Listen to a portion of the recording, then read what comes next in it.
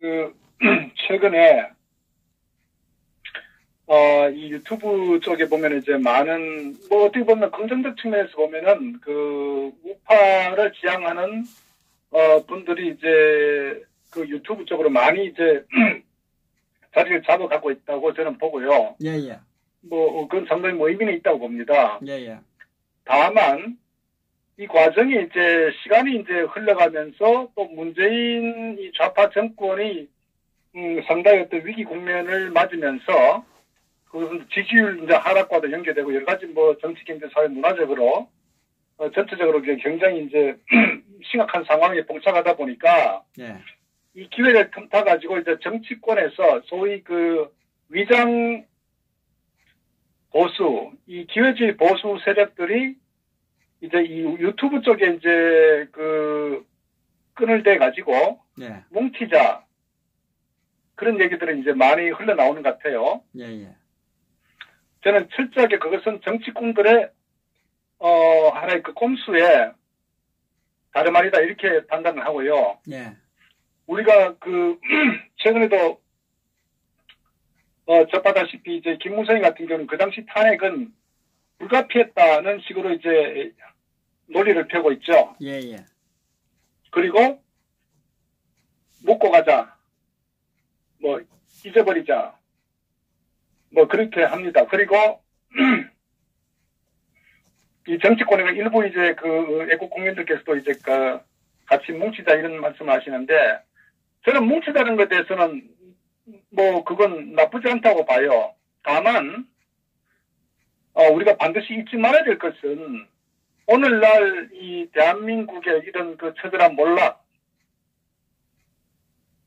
여기 이 부분이 어떻게 해서 기인되냐 하는 부분에서 잊지 말아야 된다는 거거든요. 그것은 바로 탄핵이 시발점이었다는 겁니다. 그리고 그 탄핵에 대한 그 원인과 그 당시에 어떤 그 벌어졌던 여러 가지 상황에 대해서 반드시 짚고 우리는 넘어가야 된다. 그것을 그냥 넘어가서는 절대적으로 우파가 하나가 될 수 없고 대한민국을 구할 수가 없다. 저는 그렇게 확신합니다. 그렇기 때문에 그 뭉치자는 사람들 혹시나 우리가 그 전 탄핵 과정에 있어서 많은 분들이 이 광장에 나와서 이 탄핵에 항거하기 위해서 그 추운 겨울 날씨에 우리가 투쟁을 했죠. 예, 예. 그때 우리가 잊지 말아야 될 게 고경표 선생님 같은 경우에 1월 14일 날 그 대학로에서 시청까지 행진 후에 예. 그날 굉장히 추웠습니다. 1월 정말 14일, 예. 영하가 10몇 도, 13, 4도 될 정도 굉장히 추웠어요. 그 날씨에 많은 분들이 나오시고 그 다음날 고경표 선생님께서 이제 심근경색으로 별세를 하셨거든요. 예. 그리고 1월 28일 날 2017년도 그 음력 설날입니다. 그날 저녁 노원구 그 자택에서 조인환 선생님께서 탄핵 가결 헌재 무효라는 그 피켓과 태극기를 흔들고 투신하셨어요. 예, 예. 그리고 그 이정남 선생님이라고 3월 10일 날 헌재에서 박 대통령 파면 결정 선고할 때 그 난 12시 5분에 안국 역사 안에서 헌재 방향으로 이동하는 과정에 압사하셨다고요. 그래서 그 다음날 새벽에 숨지셨다고요. 그리고 또 우리가 아시다시피 그 김원식 선생님 또 마찬가지로 3월 10일 날 헌재 파면 결정한 날 경찰 차량에 스피커 떨어져 그 자리에서 즉사하셨습니다. 이 사진 보이시는 이 사진이 바로 그 김한식 선생님 아, 예, 예. 사진입니다. 그리고 그 김혜수 선생님 3월 10일 날 마찬가지 헌재 파면 결정 때 경찰이 휘두른 한 3m 길이의 이지창이라고 표현합니다. 거기에서 버스에서 밀려가지고 버스 아래로 추락하면서 머리가 바닥에 부딪혀 사망하신 것으로 추정이 됩니다. 그리고 또 한 분 김주빈 선생님 마찬가지로 3월 10일 날 이 탄핵 그 결정 선고 후에 항의하는 과정에 이 경찰의 진압 작전 중에서 압사 사고로 쓰러져서 어찌 백병으로 이송되셔 가지고 뇌사 상태로 40일 후에 4월 19일 날 새벽에 숨을 거두셨습니다. 현재 제가 알고 있는 그 6분이거든요. 아마 또 있을지도 모르겠습니다. 그러면 현재 대한민국 국민께서 이 탄핵 관련해서 돌아가신 6분 얼마나 많이 알고 계실까요? 아마 우리 태극기를 든 우파 국민들도 실질적으로 이러한 상황이 벌어진 정확히는 한번 모르실 거예요.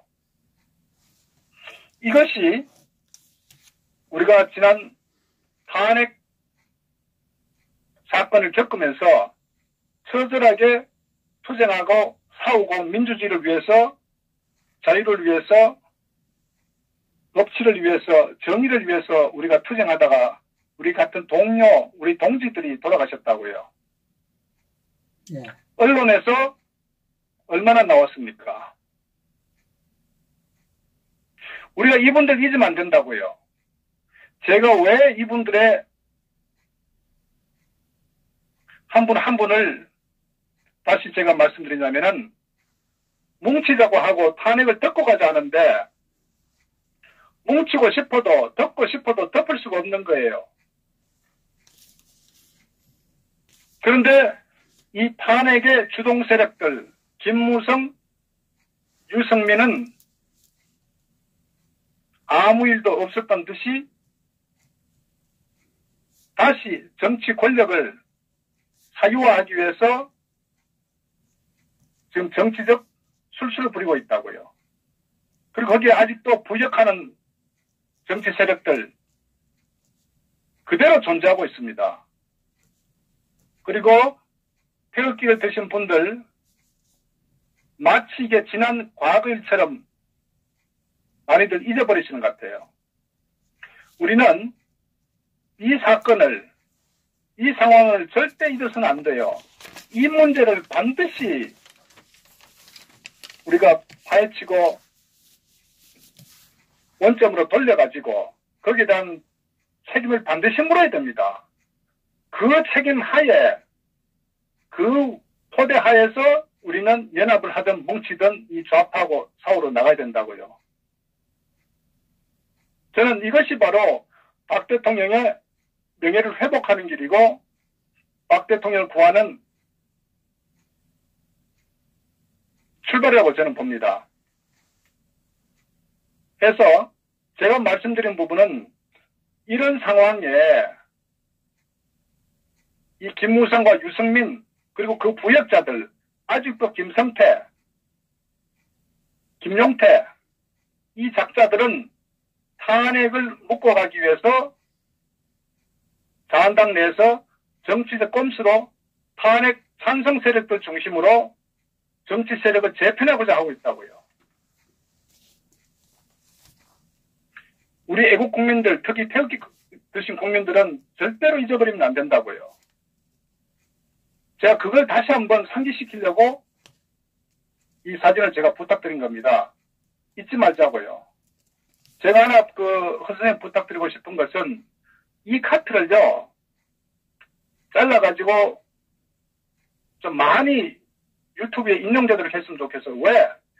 이 장면을 기록하시는 분들 많이 없습니다. 그리고 우리가 이것을 반드시 항상 잊지 말아야 된다고요. 그래서 뭉치자 하는 인간들이 있다면은 뭉치기 전에 반드시 이 사건에 대해서 우리가 명예회복을 해야 되고 이 토대에서 좌파들하고 싸워야 된다고요. 우리는 목숨을 걸고 이렇게 싸웠다고요. 앞으로도 아마 상황에 따라서는 이런 사태가 올지도 모릅니다. 그래서 우리가 무조건 뭉치자는 탄핵을 묶고 가자는 세력이 있다면 이 장면을 보여줘야 됩니다. 만약에 당사자고 자기 형제와 가족들이 이 상황에 처했을 때도 과연 먹고 가자고 할 것인지 우린 그 질문을 해야 됩니다.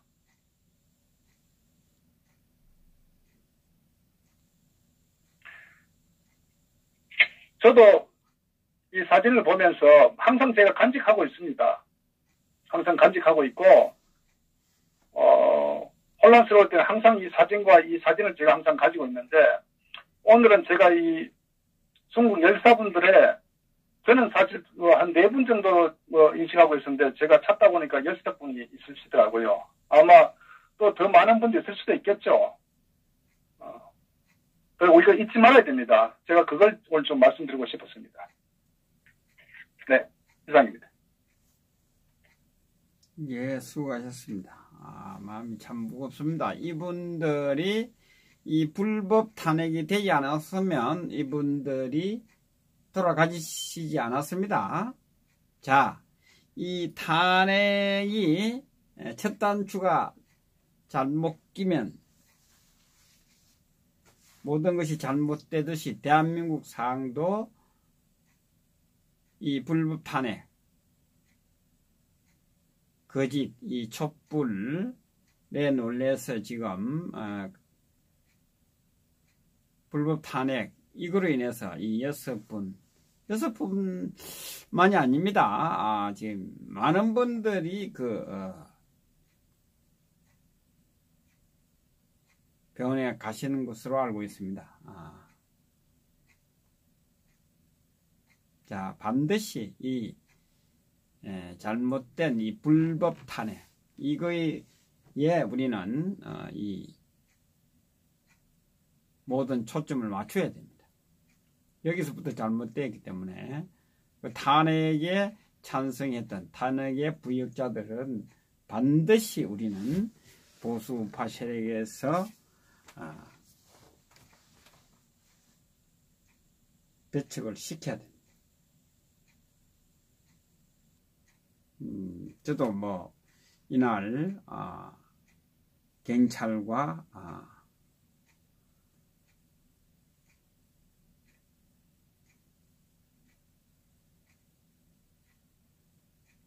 함께 제 일선이 있었습니다. 저도 숨 막혀 죽는 줄 알았습니다. 저분들이 희생된 분이 나라는 생각을 하셔야 됩니다. 우리 애국자님들은 돌아가신 분이 나라는 생각을 하셔야 된다 봅니다. 저는. 자, 이렇게 억울하게 희생되신 분이 있는데 먹고 가자고. 너 정말 인간들 맞나? 자유한국당에 국회의원들.